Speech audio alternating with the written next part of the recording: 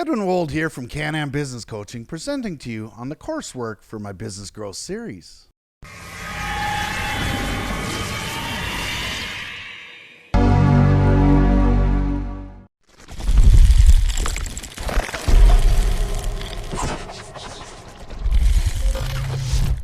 Thanks for joining me for this video and for the series. I'm excited to be bringing you a few lessons on real estate now and how it relates to your business. We've examined improving different portions of your business, the last relating to the possibility of adding innovation. Businesses are very dynamic and can be affected by many things. One such thing that affects many companies is real estate. This book and workbook and the next will examine that subject.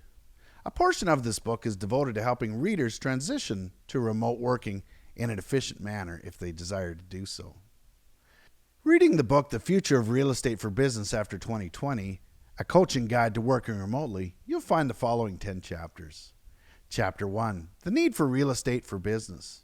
Chapter 2, Brick and Mortar Office versus the Virtual Office. Chapter 3, The Virtual Office. Chapter 4, Working Remotely.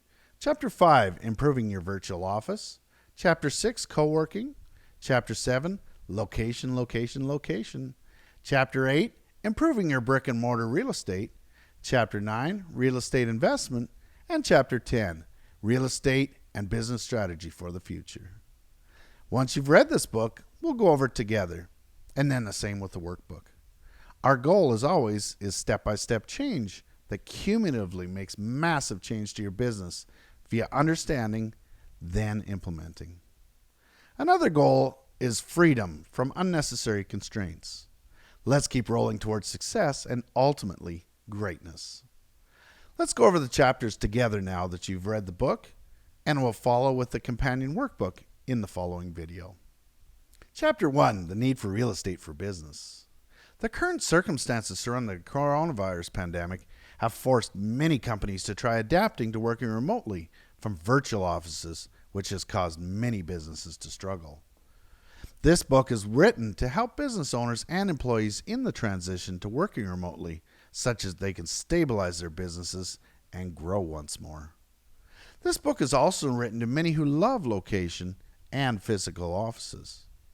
Ultimately, each business is run best when it provides the best reliable service in the most cost-effective manner. Let's keep an open mind and examine the facts. Brick and mortar commercial buildings have traditionally been used for business. However, advances in technology and the internet have introduced the virtual office as a serious contender. Because of COVID-19, business owners and employees are being forced to work remotely, which has caused a great deal of anxiety and work interruption. This has caused a great deal of inefficiency. Inefficiency is not healthy for business. Being flexible in this environment and moving forward, it is best practice to adapt as needed and roll with the punches. In Chapter 2, we'll examine the pros and cons for the different office types. Chapter 2, Brick and Mortar Office versus the Virtual Office. In this chapter, we examine the pros and cons for brick and mortar and virtual offices. We also look at hybrid solutions. Based on your particular situation, you'll want to decide what is best for your company. Keep in mind how your business operates most effectively, how it impacts you and your team and your customers. The customers can never suffer, or your business will suffer. Also consider what the true costs of real estate are. Keep these thoughts in your mind until you complete the book and the workbook. Chapter 3, The Virtual Office. Chapter 3 discusses the virtual office. Many that have relied for years on brick and mortar offices may have trouble considering it a possible or good transition. Much of this is business specific. Being creative can help provide many solutions, but will it be enough will be your ultimate call. If you have no choice, you have no choice in the interim, and we'll deal with that too in the following chapter. Chapter 4, Working Remotely. As mentioned, many businesses are not necessarily conducive to working remotely. Thus, first we must address working remotely with efficiency. I have a great deal of experience in working remotely and running remotely run businesses, so we'll try to remain unbiased and be broad as to application being as helpful as I can across the spectrum of businesses. Make sure that you have the proper equipment and the right people. Without these, you will be in trouble from the start. I have listed the equipment that the majority of businesses will need, and you can add to the list as it applies to you. I have also listed the traits you and your personnel should have.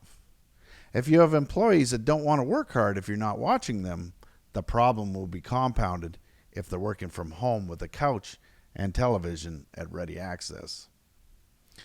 You'll likely want to share these lists with your team so they can be on board or not. Businesses need to make money to survive, and the room for coattail riders is in somebody else's company. Working remotely is a good option and a relatively easy transition for some due to the progress of technology, and for others, not so. You want to do your best and get help as needed. Make sure that you have a good online presence with a highly functional website. Chapter 5, Improving Your Virtual Office. This chapter shows examples of how to improve your virtual office. Don't overspend, especially if you don't intend to fully transition. Many of the purchases are multi-purpose and tax deductible. Chapter 6, Coworking. Coworking space started to become popular until COVID, but will likely be a good option for some after the pandemic is under control. Coworking space can be used to decrease your real estate costs.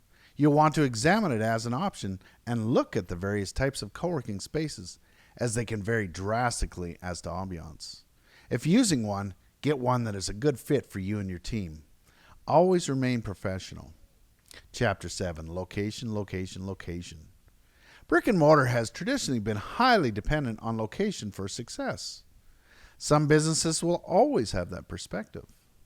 Those businesses will just have to make the best of the COVID circumstances and hope that they end soon. Many are working with their landlord to come to temporary solutions that work for both parties. Real estate is a real cost, so please take this into account. Be as flexible as you can, especially in difficult times, so your business is minimally affected. Don't be intimidated by technology, as it can provide many alternative ways to accomplish things. If real estate starts to drop in price and demand, shop and negotiate your best deal. For a select few who are prepared for downturns, they may make their best money by strategic investment. This may include you if you have great credit, money saved, and are looking to expand. For example, if commercial real estate takes a drastic downturn because tenants can't pay their bills, you may want to stock up on some to rent out when times improve. Chapter 8, Improving Your Brick and Mortar Real Estate. In carrying over from the previous chapter, make the best you can of the situation if tied to brick and mortar real estate. Optimize your space if you own it, and negotiate with your landlord to have them optimize it within reason if you're leasing. Make sure any improvements are cost effective. Chapter 9, Real Estate Investment. There are always deals to be had in real estate. Sometimes they're plentiful and sometimes they're not. If you look hard enough, you can always find a deal. As with anything else, you'll want to have a strategic plan before you make any big moves. I have written things to consider before making big purchasing or selling decisions. Talk things over with your accountant as well, so you have the full picture, including any tax implications. Be wise and always be ready. Sometimes deals pass right in front of you and are gone in a blink if you're not prepared. Be ready for anything. Chapter 10, Real Estate and Business Strategy for the Future. In this chapter, we look at the possibilities the future may hold. Real estate will never entirely go away, but it will change and there will be market shifts. Most will be concentrated on just persevering in whatever fashion they deem best, and others will be looking actively for opportunities. Keep building your business. Be cost effective always. Have patience and be wise. I'm happy to answer questions. ed@canambusinesscoaching.com. Thanks for watching. See you in the next lesson. And remember, the sky's the limit.